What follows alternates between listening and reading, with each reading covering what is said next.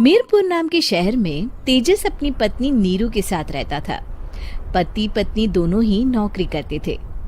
एक दिन तेजस गांव अपनी माँ के पास फोन करता है। हेलो, प्रणाम माँ। जीते रहो।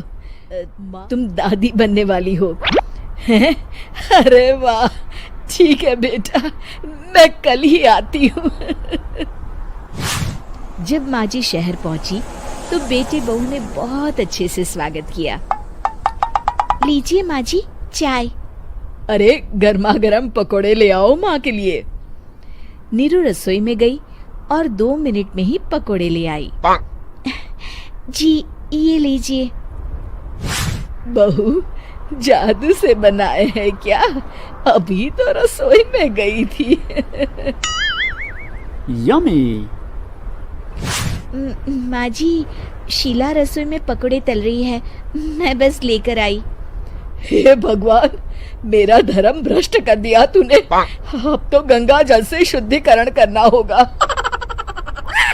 दूसरे दिन, माँ जी मैंने नाश्ता बना दिया है, ऑफिस जा रही हूँ। पर अभी तो घर का सारा काम पड़ा है। शीला आती ही होगी, झाड़ू पोछा बर्तन कपड़े वो सब कर लेगी। हमारे जमाने में घर का सारा काम हम ही करते थे।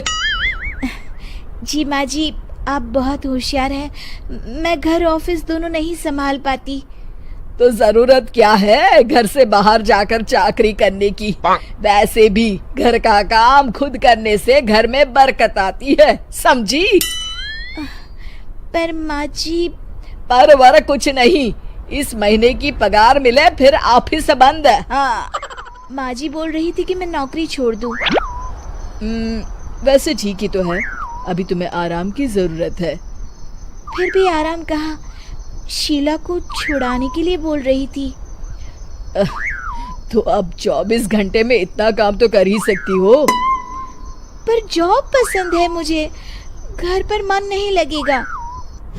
अगले दिन जब दोनों ऑफिस के लिए निकल रहे थे, मेरी तो कोई कीमत ही नहीं है इस घर में। माँ जी, आजकल महंगाई बहुत है, रहन सहन भी बदल गया है। दोनों नौकरी करते हैं तभी ठीक रहता है। अच्छा, तू कहना क्या चाहती है? मेरा बेटा तुझे बिठा के खिला नहीं सकता? तू ही इस घर का खर्च चला रही है, हैं? नहीं माँ जी, मेरा वो मतलब नहीं था। मतलब खूब समझती हूँ, ये बाल धूप में सफेद नहीं किए मैंने। हाँ। अब तो ये रोज का काम हो गया था। तेजस भी रोज की झिकझिक से परेशान हो गया था। एक दिन उसने कहा, नीरू, वैसे भी तुम्हें मैटरनिटी लीव मिलने वाली है, तो अभी से ही छुट्टी ले लो। पर क्या, मेरी सैलरी अच्छी खासी है। आखिर नीरू ने रिजाइन कर दिया। जब बच्चा हुआ तो घर में सब बहुत खुश हुए। कुछ दिनों बाद तेजस फाइल देख रहा था। क्या हुआ तेजस, कुछ परेशान लग रहे हो? हाँ, वो हमारी जितनी सेविंग्स थी वो तो हॉस्पिटल में और छठी के फंक्शन में खत्म हो गई है नीरू। और अभी वैसे मंदी चल रही है तो मैं बोल रही थी कल मुन्ना को हेपेटाइटिस का टीका लगवाना है। नीरू, क्या पोस्टपोन नहीं कर सकते? नहीं जी, बिल्कुल नहीं।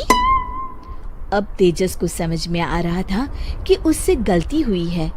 पैसों की कमी का असर घर के माहौल पर भी पड़ रहा था।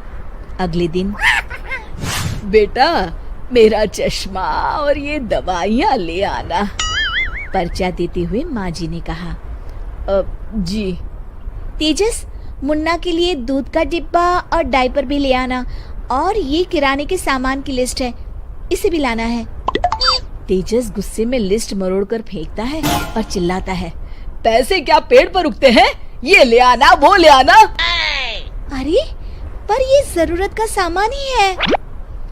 वो गुस्से में बिना कुछ कहे ऑफिस चला गया। अरे लंच तो ले जाइए।